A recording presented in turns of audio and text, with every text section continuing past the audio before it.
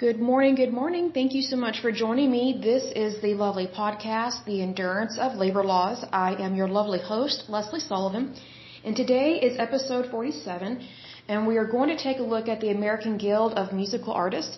But first of all, I want to give a big shout out to my listeners, so let me go to my list here, because you guys are awesome. Okay, so a big shout out to New York, Oklahoma, Texas, Pennsylvania, Virginia, and Massachusetts. Thank you so much, all of you, for joining me. I greatly appreciate it. So let's go ahead and get started on this puppy here. This is a short one, but it's still very interesting. It kind of fills in the blanks in terms of the different types of labor unions and trade unions within associations, especially within the theatrical and musical guilds, as they say. So again, this is the American Guild of Musical Artists. They are abbreviated AGMA. It was founded in 1936, so this is pre-World War II. They are headquartered in New York City, New York. They have locations in the United States. As of 2013, they have 7,523 members. Their key people is Raymond Menard of the Metropolitan Opera. He is the president. They have affiliations with the 4 A's, the AAAA is what they call it, and then they are also affiliated with the AFL-CIO. So it says here the American Guild of Musical Artists, also known as AGMA, is the American labor union that represents about 8,000 active and retired opera singers, ballet and other dancers, opera directors, backstage production personnel at opera and dance companies, and figure skaters. Now, I would have never thought that figure skaters would be a part of musical artists, because when I think of musical artists, I think of people that are singing.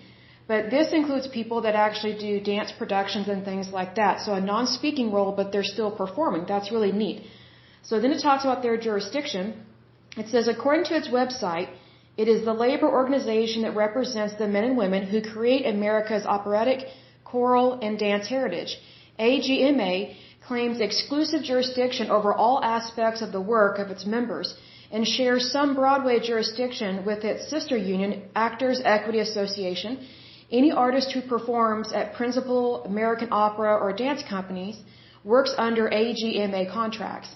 A little bit of history. It says the guild was founded in 1936 in an effort to protect opera singers who are being forced into unfair contracts without benefits or protections. Now that's really sad that someone would do that to someone else, I think, because I think that, you know, if you want wages and you want really good benefits, why wouldn't you offer that to somebody else? Why would you force them into something that you would not even take? You know, it's kind of like, you know, do unto others as do unto you kind of thing, or the golden rule, as they say. So it says here, over the years, the guild expanded its jurisdiction to include dancers and production personnel. That's very interesting. So I imagine that the reason why that it is including dancers is because dancers are not always treated that well. And an example of this would be in Hollywood in the 1930s when they had, I think they were MGM Golden Girls or something, whatever it was called, these real pretty starlet girls. And they were encouraged to starve themselves. You had to, like, they would measure them. And sometimes they would weigh them. Like, it was very extreme, like body shaming. So, but they were not treated like stars unless they really were a star. And, you know, they became very popular and had these really nice, cushy contracts. But if you were just a second-rate dancer, and I don't mean that disrespectfully, but if you were not the star of a movie or of a show, you typically were not treated very well. You were treated like a second- or third-rate citizen, which is not the American way, but it was really bad in the entertainment industry, especially for women. It goes on to say, over the years, the guild expanded its jurisdiction to include dancers and production personnel. That's really good. It says, talks about their logo a little bit. Then let's see, here it talks about their structure. It says AGMA is associated with the Associated Actors and Artists of America. We talked about that previously, which is the primary association of performers unions in the United States. The AAAA is affiliated with AFL-CIO. We already know that. It's duplicating itself here. It says the AGMA maintains its principal office in New York City and has offices in Washington, D.C., Chicago, Los Angeles, San Francisco, and Seattle. I'm a little surprised by Seattle and a little bit by Chicago with that. That kind of throws me off a little bit. I can see Los Angeles and a little bit of San Francisco, but in terms of like entertainment, I'm kind of surprised by the other two cities. I'm a little surprised by Washington, D.C. in a way, but then again, I'm not. Because Washington, D.C. is not known for its entertainment, but it is known for people that want to set up shop in terms of labor unions and associations. They almost always set up an office there just to kind of, to me, it just kind of makes it seem like it's more legit, even if it's not. That's not to disrespect this particular union, but it just seems like a lot of the places or the entities that we have discussed in the past, they almost always have an office in Washington, D.C. And that concerns me because that's our nation's capital. And Washington, D.C. has been corrupt for a long time. So when President Trump was talking about draining the swamp, he was trying to get things back to order. He was trying to get things to be not corrupt. But unfortunately, we have seen a lot of corruption with these different labor unions. As of yet, I haven't seen it with this one. But who knows? That could come out later. I don't know. But there's not a lot to this union. And when it comes to Hollywood, sometimes they're very tight-lipped, the entertainment industry. And an example of that, I think his name was Harvey Weinstein or Stein, whatever his name is, that sexual predator that basically got away with raping many women in the entertainment industry. And he was very wealthy and did not get caught for a long time. But yet people knew what he was like, and Hollywood hushed it up. The entertainment industry just allowed it to happen. And if women want a job, they had to do really horrible, sexually grotesque things with him in order to get a job. So obviously Hollywood has had a problem for a long time. This goes back to really its founding in Hollywood. It hasn't always been there to protect women. It hasn't always been there to protect workers' rights. So there's a lot that is hidden in the shadows when it comes to Hollywood and the entertainment industry. So I think if anything, if these organizations and these labor unions and trade unions are legit, if they really are legit, I think they need to do a way better job of helping people find good work and not be used and abused in any way, shape, or form.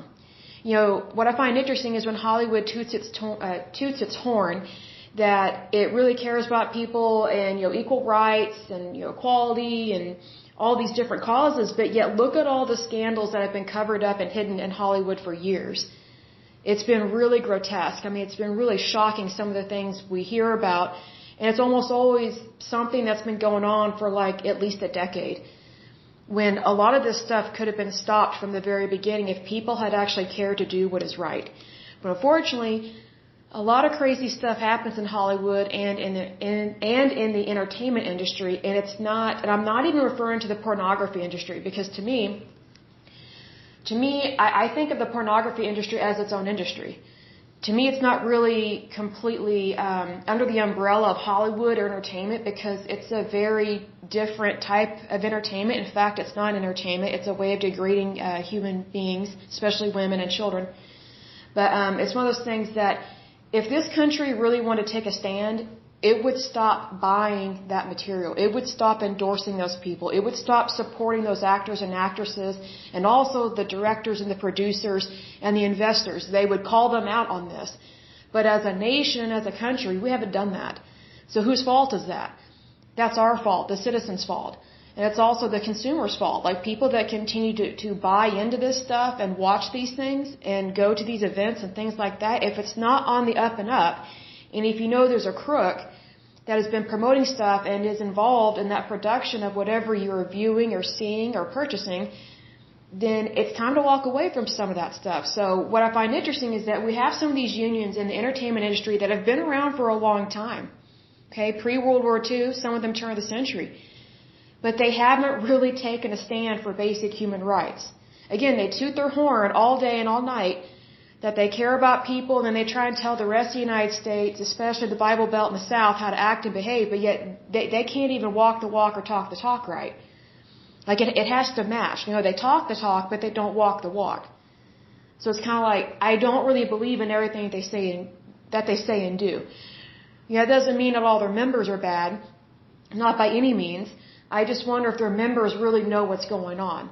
Because a lot of these unions, it seems to me like they don't really understand the true intention, or they don't really know what their union stands for.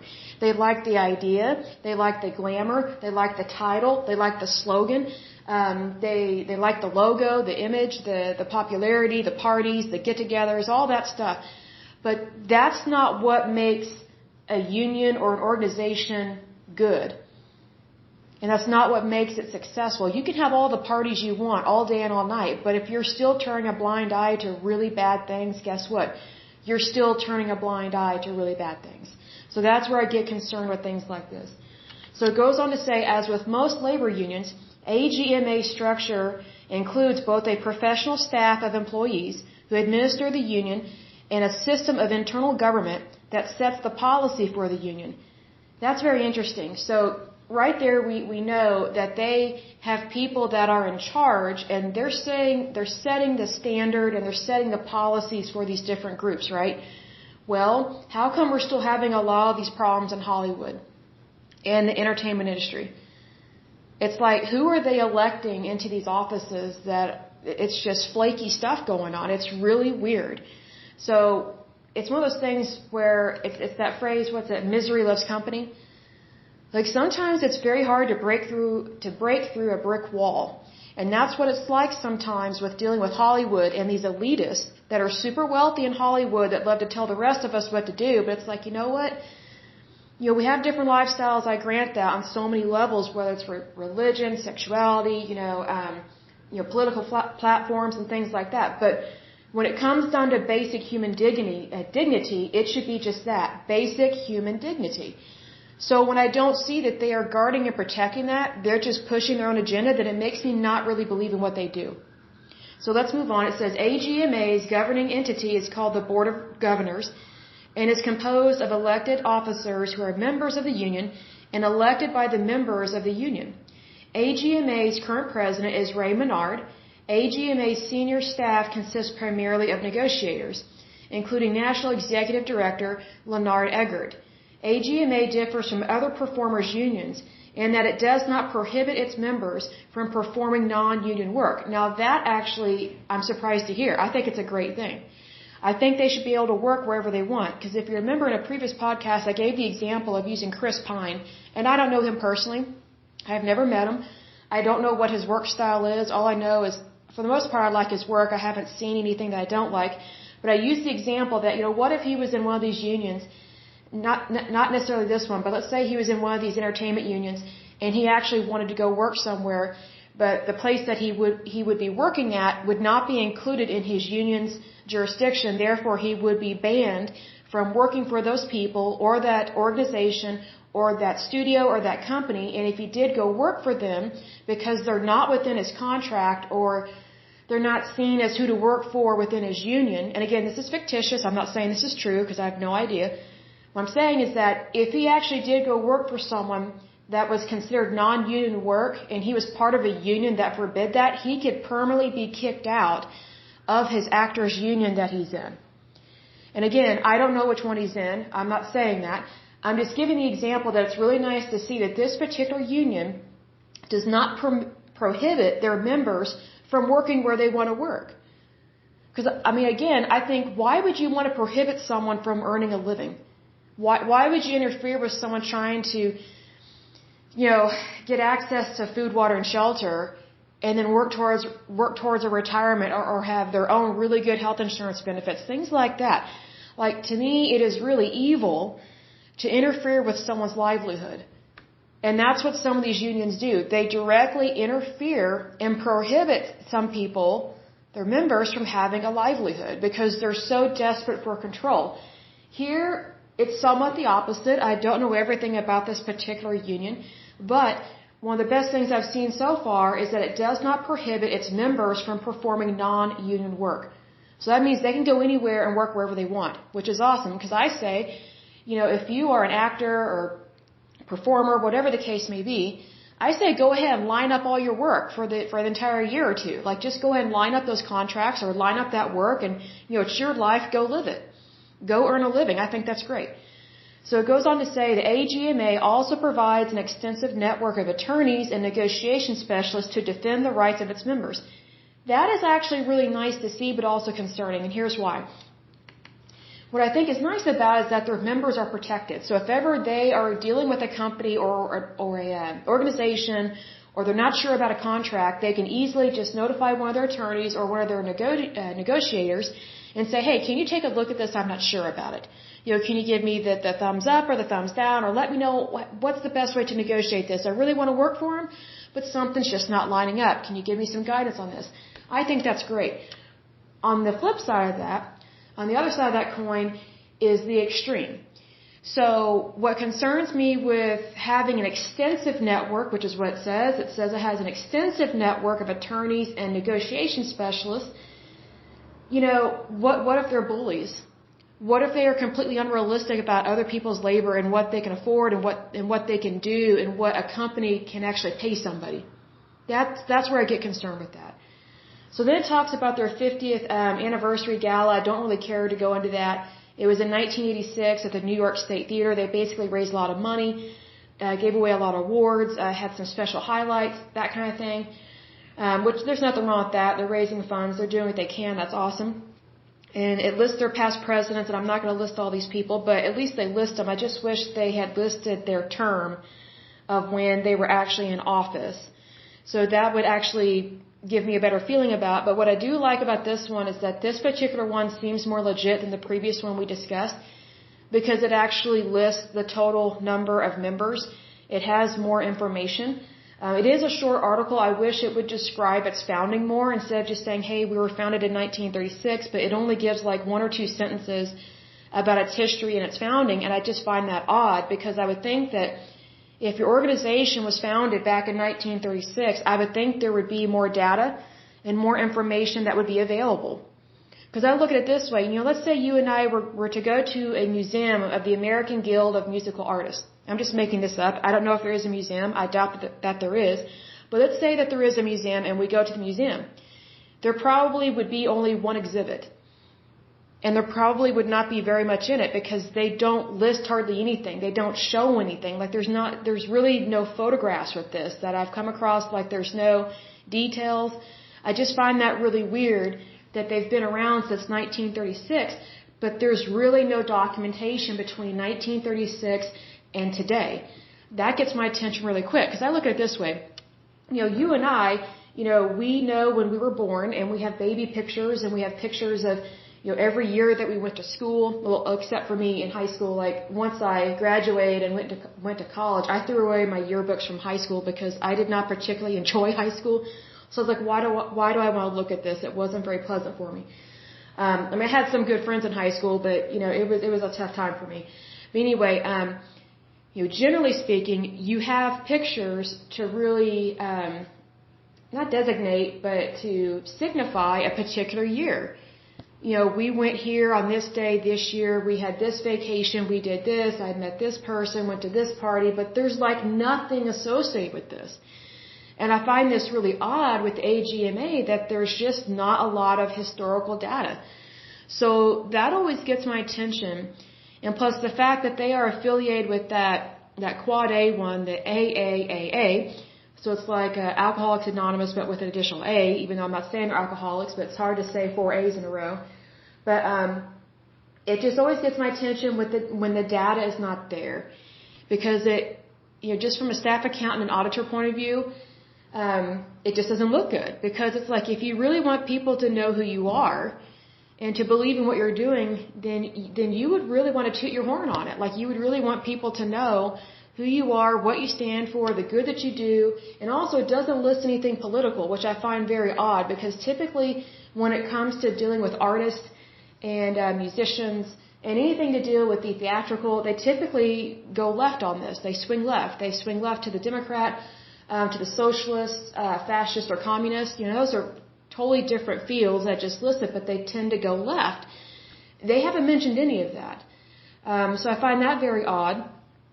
And I think it's very interesting that they have headquarters in New York, but they don't really mention why they are in New York. Like they don't go into that history because there are performers and opera singers all over the United States, especially during this time in the 30s. Like not everything was in New York. There was Los Angeles. There were theater companies located all over the United States.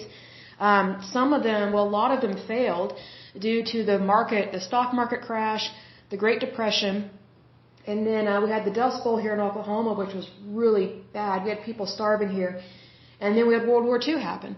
So there are a great many things that went away in terms of businesses and organizations during that time, but I would think that considering that this organization has been around since 1936, and as of 2013, it has a little over 7,000 members.